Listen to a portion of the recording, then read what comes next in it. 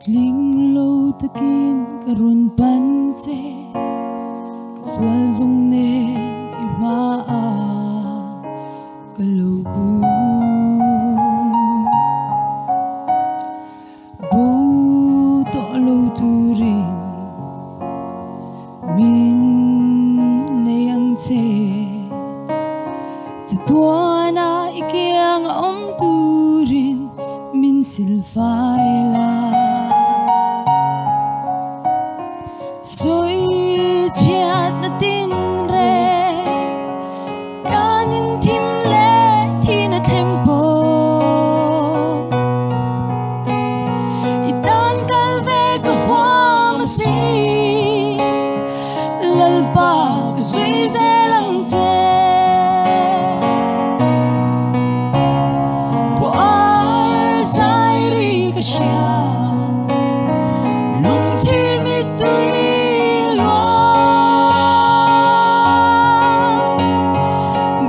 Chiat na mai hiani Thiên lung liam phô chi Với tâm min ngài đắm tu Tu pa karon cho e Bầu tọ lâu tu rin Lalpa karon panse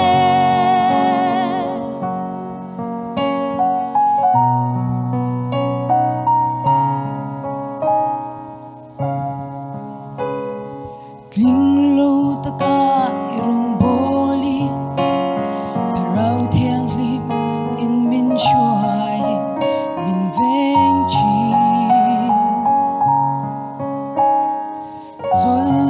na tui kama Min bo tirin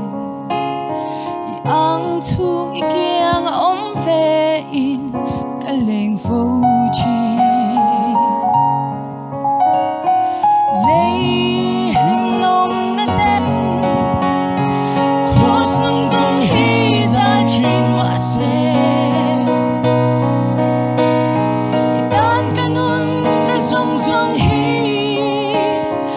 Lalpa itan kalane Puar zairi kasya Lung tirmi tui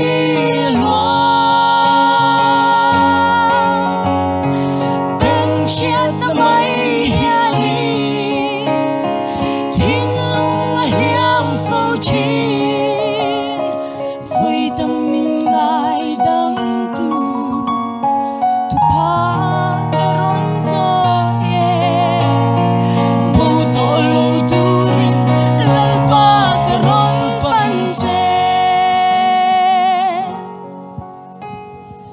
Boto lo turin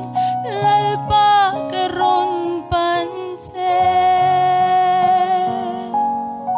Lalpa na fakamat suruse